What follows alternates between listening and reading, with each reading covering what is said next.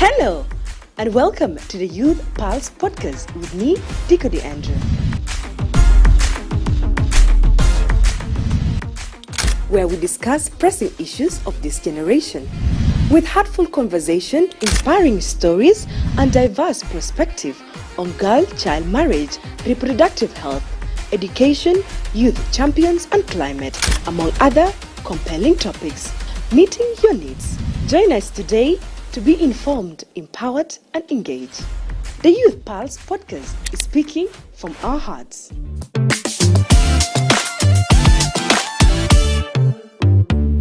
Welcome to the Youth Pulse podcast. This is season 2 of it all, in which we have landed ourselves in episode 5.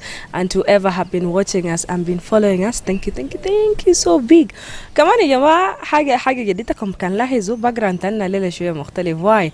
Because the director tried as much as possible to bring us to the wild and as well to get some fresh air. قال oxygen to AC let's come and breathe a little bit with a fresh air today. And as part of our topic, each and every episode we do have different topics, and today we are going to be handling impact of child marriage on youth. And not to forget only that, but also we are going to be handling this topic, but in general, going back to school. How does it look like, especially when it comes to the influence of young reporters in handling such scenarios, and as well the work that they're doing outside there. So today I've been joined by UNICEF young reporter. How about she introduce herself and she tell us more about herself, what her hobbies are, and then we dive into the conversation.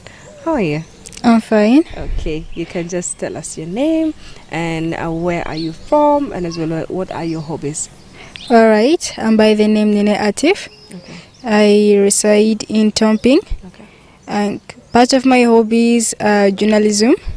As you, thank so you. You can talk a lot, eh? Yeah, I talk a lot. Okay. So as you mentioned, I'm a UNICEF young reporter. I advocate for early child marriage, and some of my hobbies are sketching, painting, and music. So we can say you're an artist, a full package of an artist. Of course. Welcome to the Youth Pulse podcast, and as in the intro, we're going to be handling a lot of issues, but the main of it all is going back to school. And you being a youth UNICEF young reporter, of course you have handled such conversation before. And first and foremost, I would love you to tell us, what do learning campaigns mean to you, and why are they important in increasing, especially for kids to go back to school, or even enrollment of kids to school? Personally, for me, back to school learning campaign is important because I get to go outside into the field. I get to meet a lot of people, and I get to advocate for the rights of children as me. So learning campaigns are very important because we get to tell people the importance of school. We get to tell them why school is important. We get to make sure that point sticks into their head as why it is very important. Okay. And also in our society, well, if we community bitana, there is this tendency, economic situation beginning up, how jana hinaka, they will complain like, maybe in a school uniform, I'm not going to school. And even contribution, there's a lot of contribution from our communities. How do you think, or how do you think that there's a need of help to encourage out of school children and youth to return back to school? Yeah, we kind of faced that a lot through the field trips that we had. Okay. So the least we could do as young reporters is to encourage parents. We give them ideas of how they could manage all this economic crisis going on around in Juba, as we all know how it is nowadays.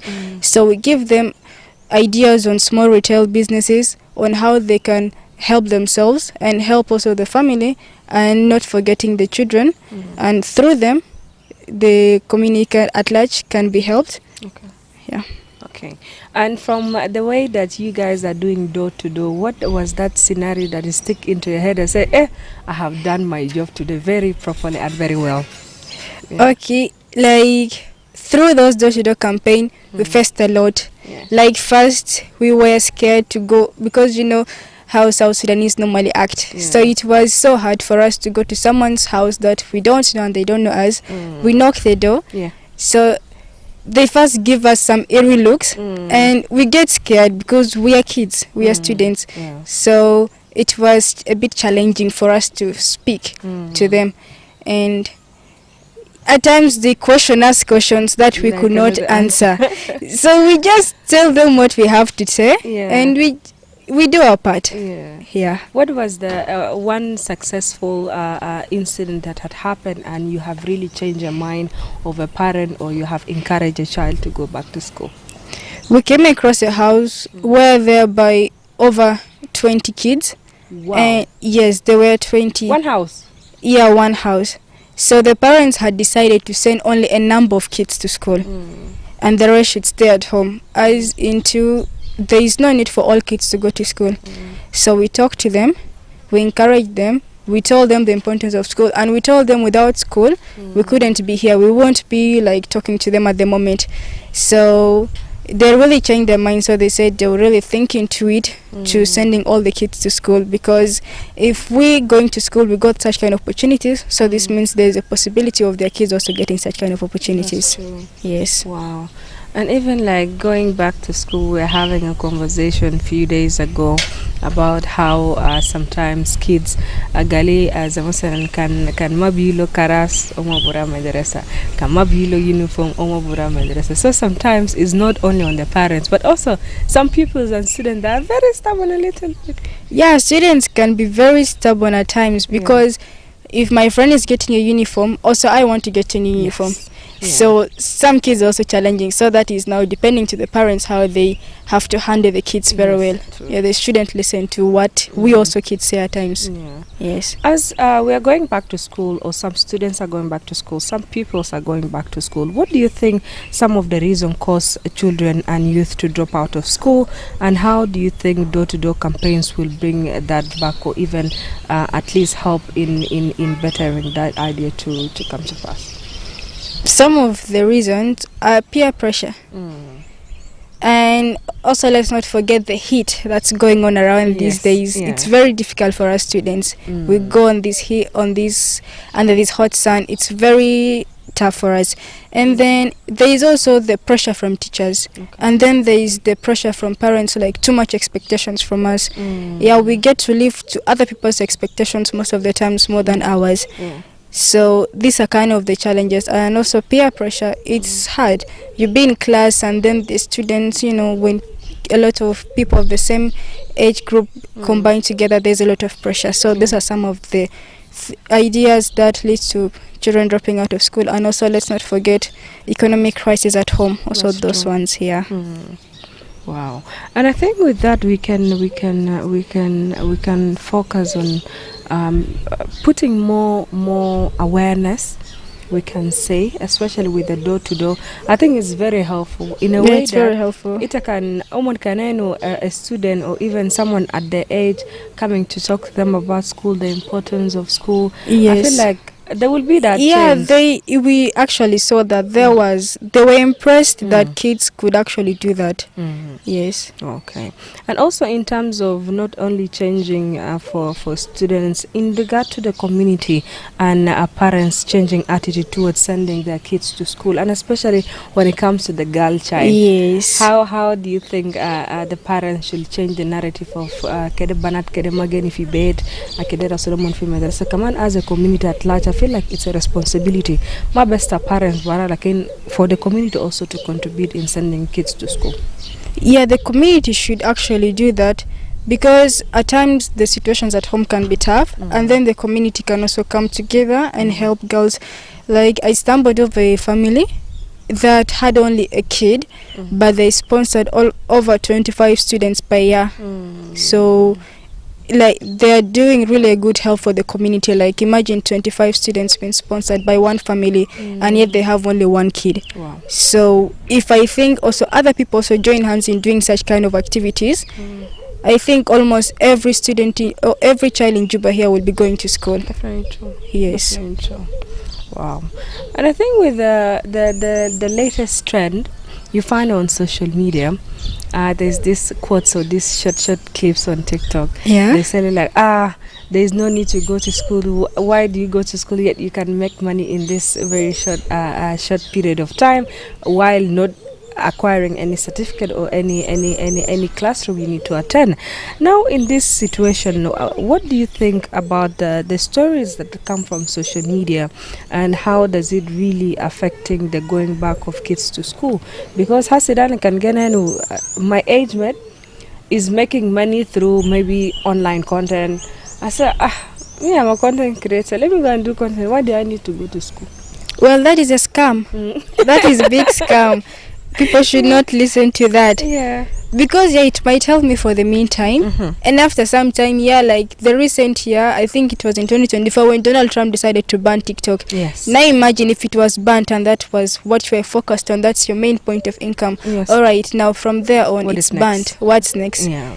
Like, it's only school. Yeah. School is the only way for you to possibly make your future bright. That's true. Because with the certificate, you can also, like, you have a certificate, you can do content creation for a year or two, you get money, you can get back to focusing on your studies. At the same time, you have your content, so you need to get that degree. Lakini even zatu be ita kan mabaraf agara. Zamasa ita kan mabaraf English, you don't know Arabic. How are you going to be creating content? Because I feel like even content creation is a job of its own, and you need to have knowledge. Exactly. You need to do your research. You need to find, if you're a comedian, you need to see, okay, how do people do that? Like, for you Google a lot and a lot. You're trying to do something unique or different, it requires search, and search you need to have knowledge, because maybe the kanja post ajal, your fans will come and attack you, and there will be a media backlash. Yes, it will be a media backlash. So I feel like also with social media, we always need to be keen that we don't need to always get whatever is on the. We don't need to rush in posting. Yes, we don't need to rush in posting just for numbers, because now it's kind of I'm getting 10,000 views. I have 1 million views. You want followers and likes. Do this, do that. So it's really a lot. Yes. In regard to also social media, I feel like going back to school also involve the school itself. Why it does involve the school? Because school has into parents teachers association. That's a combination of the parents, the teachers, then coming together and try to better the way forward of their kids, and as well the future of the children that are attending the school. In your thought, why the discussion with the parents teachers association is very important, and even encouraging enrollment of students to school via the communication with the parents? Well, PTA meetings are very important, because as for a parent, the parent doesn't know what the child does at school. Maybe I, a student, I be at home, I be very reluctant. I don't study, I don't do anything. So my parent will be like, what's the use of sending this kid to school when he or she is just always reluctant? So there is no need. But when they get into contact with the teachers get to explain to them what the kid is capable of doing, the capability of the child. The teachers know what the kid does. The teachers know what that specific student is capable of doing. So when the two come together, the teacher gets to explain for the parent. So the parent will be like, so my kid actually knows how to do things. My kid is good. So next year, possibility, or it's not only a possibility, it's a must for the parent to return the child to school, because the parent will know what the child is capable of doing. Yes. Because even sometimes I feel like whatever I can concur with whatever you mentioned, because pupils and students normally leave asa ana bene yamende iyal bura madrasa saa 6:30. They leave at 6:30. Omo can be because some have extra lessons in the evening. They must as P5, P6. They and also the candidates come very late. Candidates, they come very late.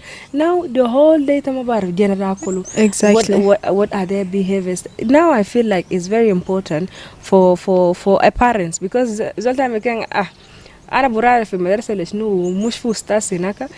a parents, I feel like also it's a responsibility to be upon you. It's not, your job is not only to pay school fees. I think a man back there follow, is this child doing good? If his grades are very low, what's the problem? You go and meet the teachers and create a relationship. Can fi mushkila yom tanaita ma back there the mushkila ta ustaz, yet you have also contributed to the negligence of because some happened. Students never show their report cards to the parents, so through those PTA meetings they get to know. sometime back, there's a story. That thing, I think, with the help of the PTAs as well, it have helped in a way that in Sudan we used to have report cards. Yes. Ismo booklet there. Zamasa can the thesis beginning this subject. So there is one subject that is very low, like literally low. I said like, oh Jesus, now what am I going to do? So I forged my mom's signature. I forged my mom's signature and I took it. Let alone the class head teacher for by then for our class. She noticed like the signature is not like it's forged. She called. She gave my mom a call like, hey, this report you have received? He said like, no, I haven't received it. Okay, thank you. She said, now she called me. You're cooked. It was serious beating. But anyway, I think like in such scenarios, if there is a good relationship between the teacher and the parent, such act, it will not come to surface. It won't. EL command back there are where are the weak points? EL command, back their side. Don't want to feel like yes. Yeah. How does the different programs contribute to learning campaigns and youth awareness? Especially you have mentioned door to doors. We have mentioned the connection of the teachers. I feel like there are more activities that could still contribute into the learning or even enrollment of kids back to school. Yeah, there are possible opportunities like the inter-school competitions. Okay. Those ones, they help like the debatings, the football tournaments, and then the dramas that normally, and also the international days that the occasions are normally celebrated. Yeah. So there are a lot of awareness that have been created. Like in Nyokuron there is also a club called Space Science. We got to know, like that's where I got to know that there's actually a club called Space Science in Juba. So there are a lot of things that school can actually get through, like where people can get through schools, like this space club, because there I didn't know South Sudanese could make robots until I actually saw it there. Really? Yeah, they made robots and they were trying to modify it more. So there, were they high schoolers? Yeah, they're high schoolers, like combinations of schools. Dialing Wisdom, St. Lawrence, St. Joseph, Bilal, all these schools, their students just combined there. They just call it the Space Science Club. So there, we also do the spelling bees. So there's a lot of activities, and there's a lot of peer-to-peer conversation. So those ones get to like give you hopes on, if I go to school tomorrow, there is this, so kids won't drop out of school if such kind of things keep on going on. Wow. Yes. You have mentioned at least like 5 to 7 activities. Yes. From your own experience, which activity do you think like I think this one have really stand out and you have seen a very big impact while using such activities? It's the Space Science Club actually, because that one, they also, like last year, they made this space activity whereby they offer scholarships to Turkey, because it's actually sponsored by the Turkish embassy. Wow. Yes, so that one I think has really created a big impact. Wow. Yes. Maybe one day we are going to travel to space. Who knows? Because it was the first time being launched. Wow. Yeah, last year. Wow.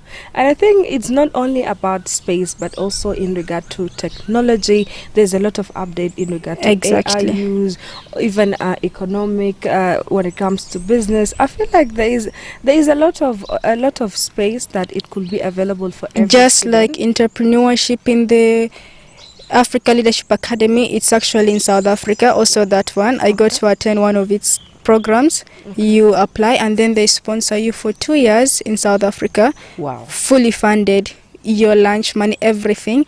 And then after, they give you a certificate or a degree of diploma, and you get to study at any university of your choice around Africa.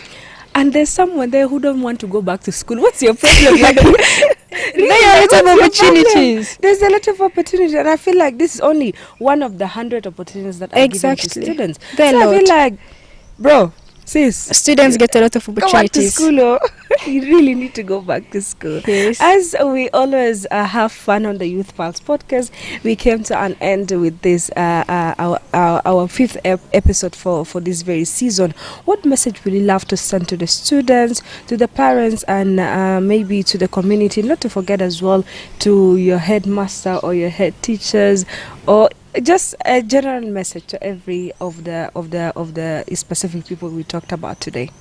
Well, I would like to first thank them for all the opportunities they've given me growing up, and I really get to know that education is really the key to success in life, because through education I've got to see a lot of wonders happen. And also to parents, you don't only just need to be like, I'll send my kid to school. No, you need to implement it. You don't need to implement it, because through that same education, you yourself, you see the future, like the fruits in the future. So education is so important. Please take children back to school. And I'm not only saying please, it's a must for you to take children back to school. It's important for us. Ladies and gentlemen, that was one of our UNICEF young reporter. She goes by the name Nene, and I hope you have enjoyed the episode. And in case, if you have just joined us late, you need to go back and rewatch this very episode, because it was interesting and we talked about a lot. And as always, we do say that we came to an end with the Youth Pulse podcast today. Thank you so much, Nene, for sharing with us your experience. Thank you. And to the people outside there, people are going back to school. If you have the opportunity to go back to school, please focus yourself, involve yourself with whatever opportunity that's come your way, because you never know. You might be our next Minister of Education. You might be our next President of South Sudan, just through your knowledge and you acquiring more knowledge in your surroundings. So itaka ligozol al shatter, amsuko garib alimu, and then you guys are going to be reaching spaces, because you are the future of South Sudan. From me, Diko Di Andrew, this have been it. Till next time, have a lovely morning, afternoon.